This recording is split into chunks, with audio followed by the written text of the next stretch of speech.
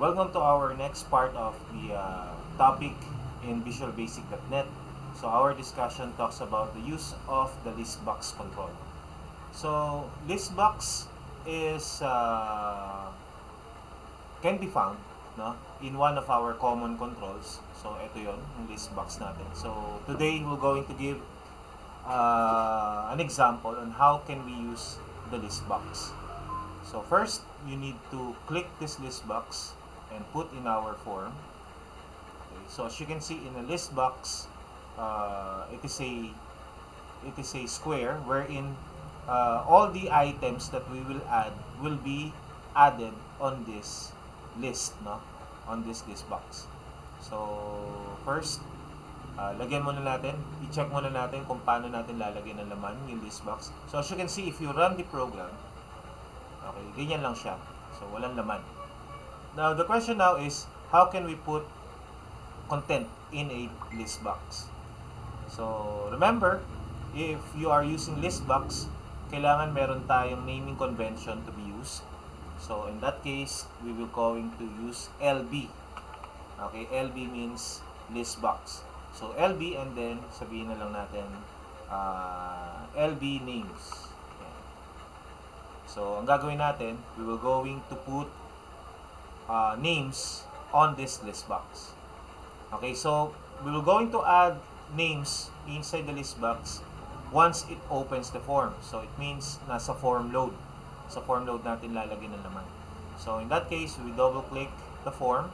So, inside the form 1 load, you're going to type the command.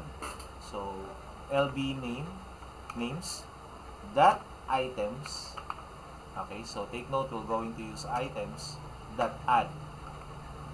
Okay, and then remember, inside the add, there must be an open and close parenthesis, and then you're going to give the name. So open and close, and then double quote, then you're going to put the name. So for example, a text, no, in a string format. So for example, I type my name, and then if you want to add another, you just copy this and then add another name. So, halimbawa, Ryan. So, if you save this and then you run, automatically, you're going to have something like this. So, ganyan po yung tinatawag nating list box. So, as you can see, yan, makiklik natin. Okay, so if you want to get the value of what you have been clicked, okay, so pwede kang gumawa ng label dito, lagyan mo ng label. Okay, wherein kapag clinic mo yung name, sasabihin niya kung anong name yung clinic mo. So on the LB names, no, selected index change. Okay, under the LB name selected index change, you're going to type something. So in this case, you're going to type here label 1. Okay, the text is equivalent to LB names that text. So let's see if that's correct. If you click this one, ayun, Ronald yung nakalagay. Pag click natin to, Ryan. So ayun. Okay, so you can also use arrow keys. Ayan, pwede. Okay, ngayon, ang gusto kong gawin is I want to create another program wherein I'll going to add names by clicking a certain button. So if I click add name, so papasok dito yung name na itatype natin. So on the code, I'm going to remove this for a while. Tanggalin muna natin to. Okay, and then I'm going to create a button here. Okay, and then I'll name it as add name.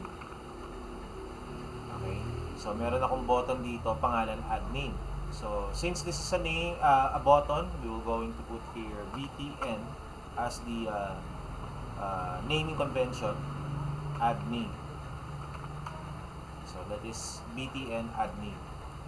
So, ang gagawin ko lang is, I'll go inside the button add name, double click. So, I have now here btn add name.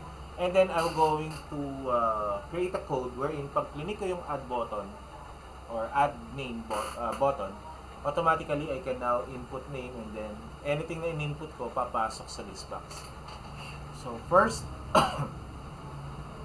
I'm going to create or use a variable, so dim, let's say name or n, okay, as of course this must be in a string format, okay, and then n will be equivalent to, I'm going to use an input box. So input box is another function in VB.NET wherein you are able to enter a string, okay. So input box, double quote, lalagay mo rito yung prompt. So I'm going to type here, enter a name. Okay, yan yung prompt na lalabas. Okay, and then close, and then enter. So, kung ano man yung in-input natin kay input box, papasok siya kay n. Now, how can we put that inside our listbox? So, you just type here lb listbox names dot items dot add. Okay, and then you just put here the variable n. So it means anything na in-input natin kay n will be added to the listbox. So let's try. If we run, so walang laman kasi binura natin yung code sa form load. So if I click add name and enter a name, so halimbawa Ronald, click OK. So ayun, papasok siya. So if I click add again, Brian, add Marcus, okay, click OK, so yun, nag-add siya. And obviously, once you click this, automatically papasok yun dun sa label natin. Okay, so cool, di ba? Galing. So you just click add, and then automatically that will be added to your listbox name, sample name. Okay, then click OK. So ayun, papasok siya. Now the question is, how about if we want to remove a certain value from the list? Okay, so yun naman ang next na gagawin natin. Paano kung tatanggalin natin yung isang name on the list? So we copy another button. So this is now named as, lagay muna natin ng text, this will be remove name. So gagamitin natin to remove the name, okay, inside our list. Okay, so ang mangyayari niyan, i-click mo rito yung isang name na gusto mo, and then you're going to press remove name. Okay, so let's now name this. Wala pa tayong naming convention, so btn remove name. Okay, so ito si button remove name, and then this is add name. Okay, so gusto ko pagka nag-remove, dapat may tanong.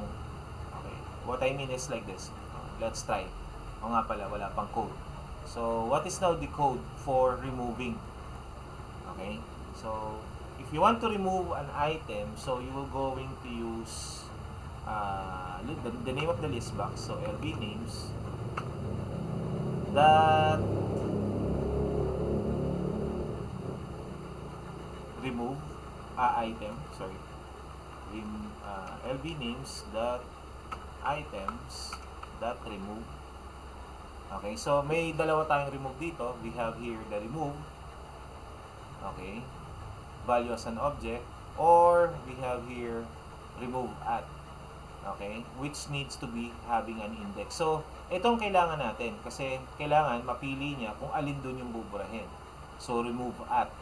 And sa remove at, meron tayong, ayun, there is a parameter which is index as integer. And that is the location of the list na gusto mong burahin. So in this case, we're going to use remove at. Okay, and then open and close. Now, inside of this, okay, kailangan mayroon tayong value that will represent kung ano yung buburahin natin. Okay, so in this case, we're going to call lb names that there is a selected index. Ayan. Selected index. Okay, and then open close. Ayan. So selected index represents the index that you have been selected. So kung ano man yung sinelect mo dun sa list, yun yung mabubura. And that represents an integer. Take note, ayan, may nakasulat as integer, which is inside the remove at ang kailangan natin is also an integer. So this returns an integer. So sakto lang yan para ma-remove niya kung ano yung sinelect natin. So if you run this, let's try to add name. So bawa I add Ryan. Okay. And then if you click this and then you click remove, ayun, mabubura siya. Okay, so that is the use of this code. This is for removing. Now, paano kung halimbawa hindi naman talaga yun yung gusto mong i-delete, no? So dapat may parang confirmation muna if you want to delete that name. Parang lalabas, are you sure you want to delete this name? Yes or no? Okay, so parang meron kang choices kung yes, kasi baka accidentally mapindot mo yung remove, mabura. So gagawa natin siya ngayon ng konting code. Okay? So let's try. So dito sa remove, we're going to use a message box. Okay, so inside the message box, as you can see, meron siyang prompt. So yung prompt natin will be a word, are you sure?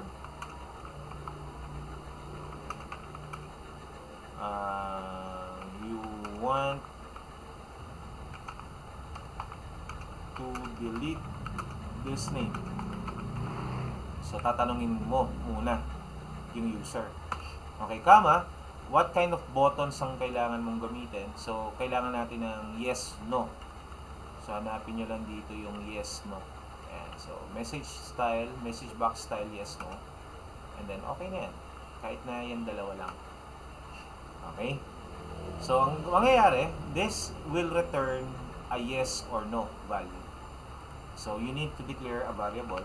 So dim, mag-dim muna kayo ng variable. So dim answer, let's say, yung answer mo doon sa message box as string, and that will be equivalent to message box.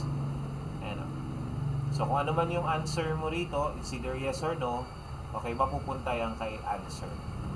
Okay, ngayon you will going to put here an if. So if answer is equal to VB yes, okay, so magkakaroon ng then tsaka end if, you're going to cut this and then paste it here.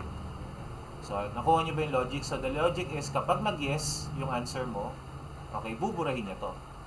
Okay, so you don't have to put here else kasi pag nag-no ka, wala siyang gagawin. So let's try. Okay, so let's add name, Ronald. Okay, so pag click ko to and then I press remove name, ayun o, may lalabas muna rito, are you sure you want to delete this name? Pag nag-no, walang gagawin. Okay, pero pag nag-yes, buburahin niya. Okay, so that is the use of the list box. So you can add any values that you want. Okay, any values that you want, add any values that you want, and then you can select, let's say the first value, I want to remove this. Okay, I want to remove the last value. Okay, and then I want to remove this. Okay, yun, nabubura. So tatandaan dito yung gamit nung pag nag-a-add, that is the label, the list box, items, add. Okay, pag nagdi-delete, LBL names or yung list box mo, items, remove item, and the use of message box and input box. So pinuro na rin natin yan. Okay, so I want you to try this before you go to the next part of our discussion. Try this. Okay, and then para ma-practice nyo yung gamit ng list box. So for now, hanggang dito lang muna tayo. So our next part will be another type of control. So after this video, try nyo muna sa PC nyo or sa laptop nyo and try to play with it. Marami pang mga different things na pwedeng gawin in a list box. Okay? So if you have any question, just message me in the messenger para maklear natin yung any other problems with the list box. Okay, thank you for watching. Have a great day.